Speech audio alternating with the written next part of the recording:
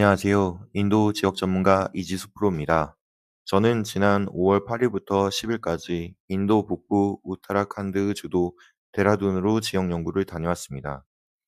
이맘때쯤 인도의 뜨거운 열기를 피해 해발 2000m의 시원한 공기를 찾아온 전국 각지의 사람들에게 이곳은 최고의 휴양지입니다. 하지만 저는 이번 여정에서 데라둔의 또 다른 얼굴을 보았습니다. 바로 60년 전 고향을 떠나온 티베트인들이 눈물로 일궈낸 두 번째 고향으로서의 모습입니다. 티베트의 비극을 이해하려면 20세기 초로 거슬러 올라가야 합니다.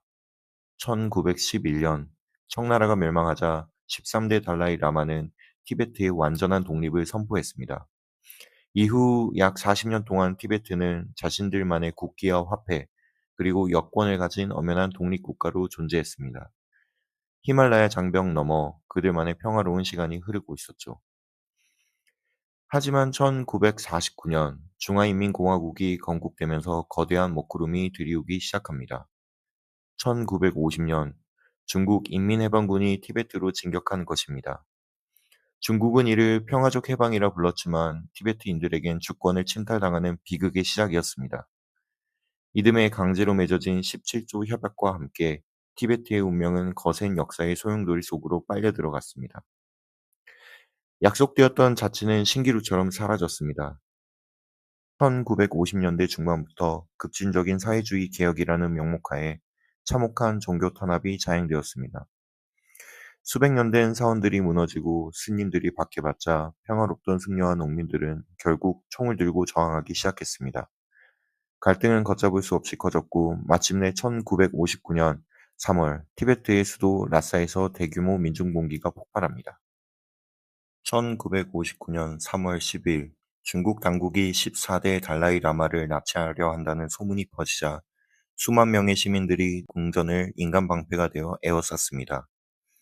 일촉즉발의 위기 속에서 젊은 지도자는 야방을 틈타 변장을 한 채 궁을 빠져나와야 했습니다.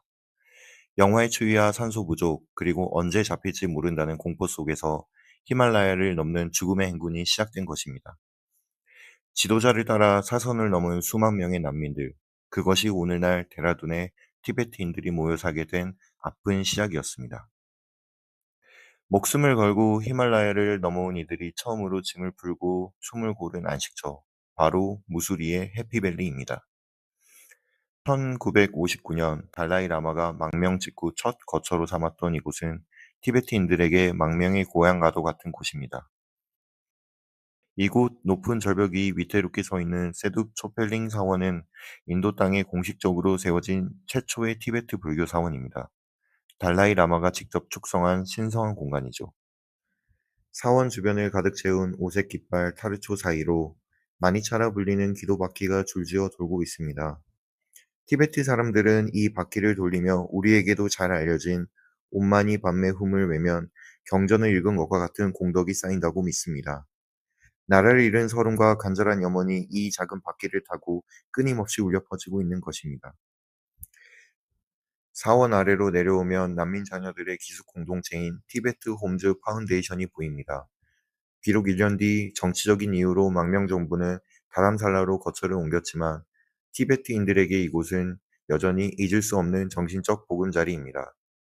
이곳 해발 2000m에서 바라보는 히말라야는 그들에게 단순한 풍경이 아닙니다.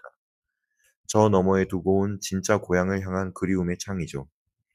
정치는 다람살라로 갔을지 몰라도 티베트의 미래는 이곳 무수리에 남았습니다. 척박한 절벽 위에서도 환하게 웃으며 공부하는 아이들을 보며 깨닫습니다. 땅은 빼앗겨도 영혼과 지혜는 결코 빼앗기지 않는다는 그들의 완강한 신념이 이 가파른 산자락에서 티베트의 내일을 잉태하고 있다는 사실을 말입니다. 이제 무수리를 내려와 데라둔 평지 남쪽의 클레멘티 타운으로 향합니다. 이곳은 티베트 불교의 서로 다른 두 종파가 나란히 자리를 잡고 정체성을 이어가는 흥미로운 종교 문화 연구 지역입니다. 먼저 찾은 곳은 티베트 불교 4대 종파 중 가장 역사가 깊은 닉마파의 중심인 민드롤링 사원입니다. 이곳의 상징은 단연 60m 높이에 달하는 세계 최대 규모의 불탑, 그레이트 수투파입니다. 고대 티베트 건축 양식을 현대에 완벽하게 복원해낸 이 대탑은 내부 층별로 정교한 만달라와 벽화가 빼곡히 그려져 있어 종교 예술의 극치를 보여줍니다. 대탑을 지나 사원 중심부로 들어가면 푸른 잔디와 분수가 어우러진 보다 가든이 펼쳐집니다. 이 평화로운 정원 한가운데에는 32m 높이의 거대한 석가모니 부처상이 우뚝 솟아 있습니다. 세계 평화를 기원하며 세워진 이 거대 부처상의 인자한 미소와 웅장한 대탑, 그리고 정원의 고즈넉함이 자아내는 모습은 타향에서도 자신들의 역사의 건재함을 세상에 드러내는 웅장한 자부심의 공간입니다. 반면 이 거대한 민드롤링을 벗어나 조금만 걸으면 만날 수 있는 타시카이얼 사원은 종파의 뿌리부터 완전히 다른 결을 보여줍니다. 민드롤링이 고대 전승과 신비주의적 전통을 중시하는 닉마파라면, 타시카이얼은 현재 달라이 라마가 이끄는 종파이자 논리 학문과 철저한 계율, 교리 토론을 전면에 내세우는 게룩파 사원입니다.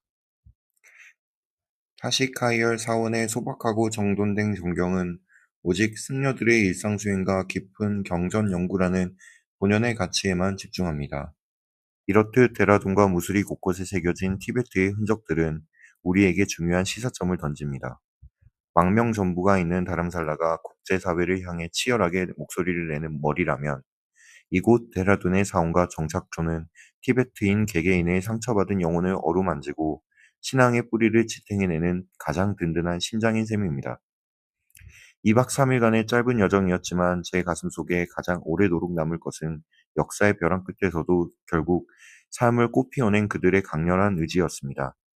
부처의 가르침을 나침반 삼아 척박한 현실을 버텨낸 이들에게 이제 데라둔과 무수리는 두고 온 본토만큼이나 소중한 진짜 고향이 되어 있었습니다. 나아가 이번 연구는 티베트를 둘러싼 중국과 인도의 복잡 미묘한 지정학적 역학관계를 현장에서 피부로 느끼는 계기가 되었습니다. 중국의 거센 압박 속에서도 인도는 이들을 품어줌으로써 거대한 포용의 정치를 보여주었고, 티베트인들은 그 열린 틈새에서 자신들의 영혼을 철저히 지켜내고 있었습니다. 거대한 권력의 힘으로 지도는 바꿀 수 있을지 몰라도 한 민족의 정신과 지혜까지는 지울 수 없다는 것을 이곳 데라둔이 증명하고 있습니다. 감사합니다.